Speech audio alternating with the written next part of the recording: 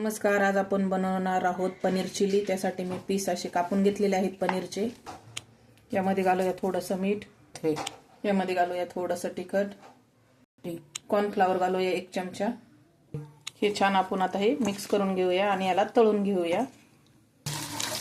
छान असं हे आता पनीर आपण तळून घेतलेलं आहे। पनीर छान असं आपण आता हे तळून घेतलेलं आहे।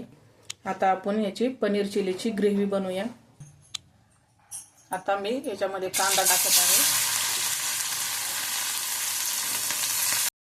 आता हा कांदा छान भाजून झालेला आहे आपला।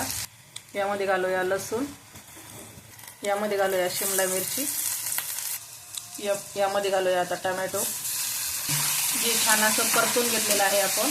चिली सॉस घालूया, टोमॅटो सॉस घालूया, थोडासा सोया सॉस घालूया। हे मिक्स करून घेऊया सगळं।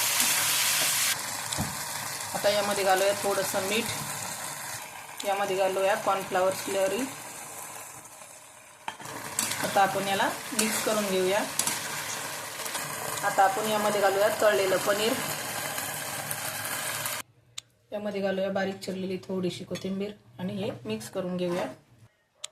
हे झाले आहे आपलं आता पनीर चिली। छान असं तयार झालेलं आहे। अशा छान छान रेसिपींसाठी लाईक करा, फॉलो करा। थँक्यू।